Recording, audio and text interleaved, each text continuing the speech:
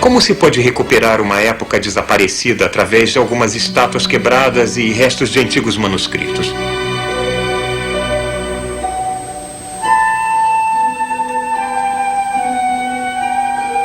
Em Alexandria havia uma biblioteca imensa e um instituto de pesquisa associado. E neles trabalhavam as melhores mentes do mundo antigo.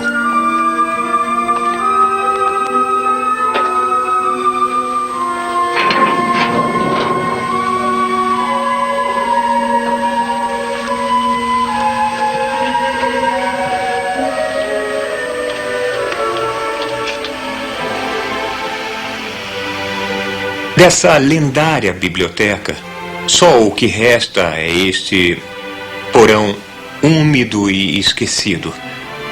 Ele fica no anexo da biblioteca, o Serapeum, que era um templo, mas depois foi reconsagrado para o conhecimento. Estas poucas prateleiras mofadas, que provavelmente ficavam num depósito no porão, são seus únicos restos físicos.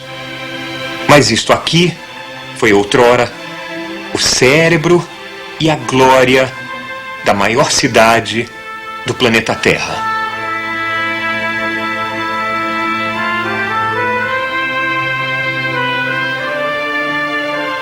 Se eu pudesse viajar de volta no tempo, este seria o lugar que eu visitaria. A Biblioteca de Alexandria no seu auge, há 2000 anos. Aqui, em um sentido importante, começou a aventura intelectual que nos levou ao espaço.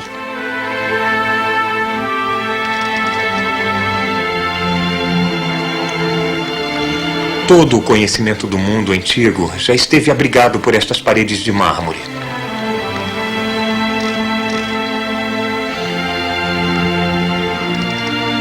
Na grande parede pode ter havido um mural de Alexandre, com o cajado e o mangual e a touca cerimonial dos faraós do Egito Antigo. A biblioteca era uma cidadela da consciência humana, um farol na nossa jornada para as estrelas.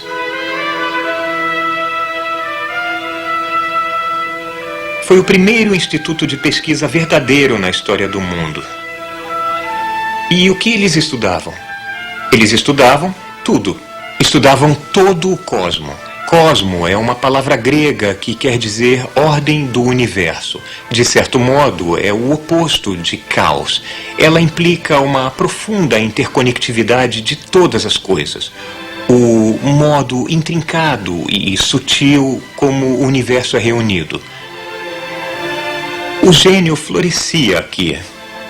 Além de Eratóstenes, havia o astrônomo Hiparco, que mapeou as constelações e estabeleceu o brilho das estrelas.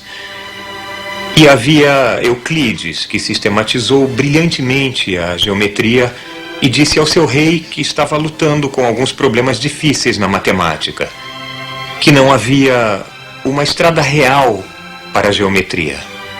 Havia Dionísio da Trácia, o homem que definiu as partes do discurso, substantivos, verbos, etc., que fez pela linguagem, de certo modo, o que Euclides fez pela geometria. Havia Hierófilo, um fisiologista que identificou o cérebro e não o coração como o centro da inteligência. Havia Arquimedes, o maior gênio mecânico até a época de Leonardo da Vinci, e havia o astrônomo Ptolomeu, que compilou muito do que hoje é a pseudociência da astrologia. Seu universo centrado na Terra dominou por 1500 anos, mostrando que o brilhantismo intelectual não é garantia contra estar errado. E entre esses grandes homens também havia uma grande mulher. O nome dela era Hipácia, e ela era matemática e astrônoma. A última luz da biblioteca, cujo martírio está ligado à destruição deste lugar 7 séculos depois dele ter sido fundado.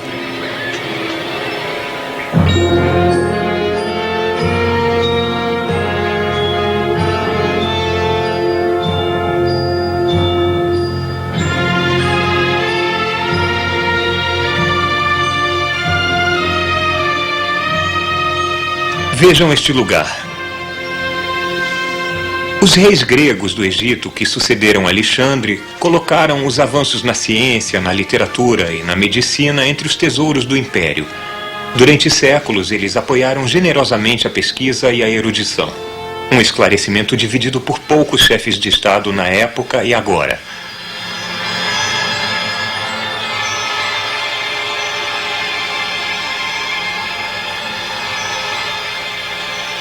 Neste grande salão havia 10 grandes laboratórios de pesquisa. Havia fontes e colunatas, jardins botânicos e até um zoológico com animais da Índia e da África subsaariana. Havia salas de dissecações e um observatório astronômico. Mas o tesouro da biblioteca, consagrada ao deus Serapis, construída na cidade de Alexandre, era sua coleção de livros. Os organizadores da biblioteca varreram todas as culturas e línguas do mundo atrás de livros. Eles mandaram agentes ao exterior para comprar bibliotecas. Os navios comerciais que atracavam no porto de Alexandria eram vasculhados pela polícia. Não para encontrar contrabando, mas livros. Eles pegavam emprestados os pergaminhos, os copiavam e devolviam aos donos. Até serem estudados, esses pergaminhos eram guardados em grandes pilhas chamadas de livros dos navios. É difícil saber os números exatos, mas parece que a biblioteca continha, em seu apogeu, quase 1 milhão de pergaminhos.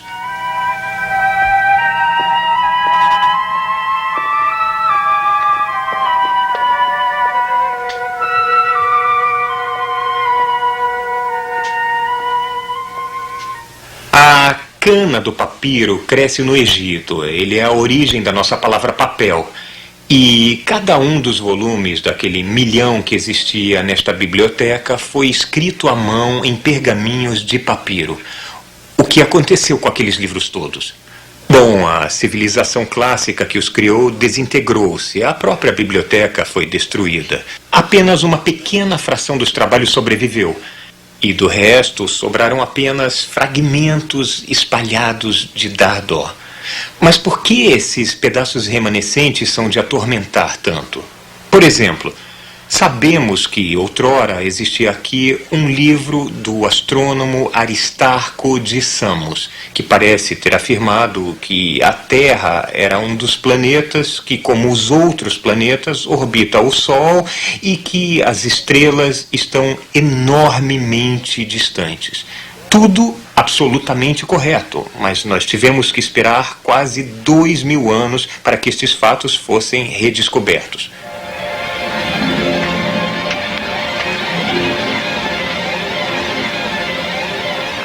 As pilhas de astronomia na Biblioteca de Alexandria.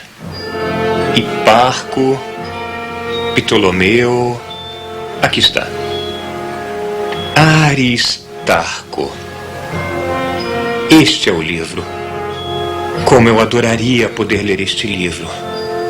Saber como Aristarco descobriu tudo. Mas ele sumiu, totalmente e para sempre. Se multiplicarmos nosso sentido de perda desta obra de Aristarco por, digamos, 100.000, começaremos a apreciar a grandeza da conquista da civilização clássica e a tragédia de sua destruição. Nós ultrapassamos de longe a ciência conhecida do mundo antigo, mas há brechas irreparáveis em nosso conhecimento histórico. Imaginem que mistérios do passado poderiam ser resolvidos com um cartão de usuário desta biblioteca. Por exemplo, conhecemos uma história do mundo em 3 volumes, agora perdida, escrita por um sacerdote babilônio chamado Berossus. O volume 1 lidava com o intervalo da criação do mundo até a grande inundação, um período que ele dizia ter 432.000 anos, ou cerca de 100 vezes mais longo do que a cronologia do Antigo Testamento. Que maravilhas havia nos livros de Berossus! Mas por que eu trouxe vocês 2000 anos atrás até a Biblioteca de Alexandria? Porque foi quando e onde nós humanos, pela primeira vez, reunimos séria e sistematicamente o conhecimento do mundo. Esta é a Terra como Eratóstenes a conhecia, um minúsculo mundo esférico flutuando em uma imensidade de espaço e tempo. Estávamos, depois de muito tempo, começando a achar a nossa verdadeira situação no cosmo. Os cientistas da antiguidade deram os primeiros passos nessa direção antes que sua civilização desmoronasse. Mas depois da Idade das Trevas, foi de longe a redescoberta dos trabalhos que esses estudiosos fizeram aqui que tornou possível o Renascimento e, portanto, influenciou enormemente a nossa cultura.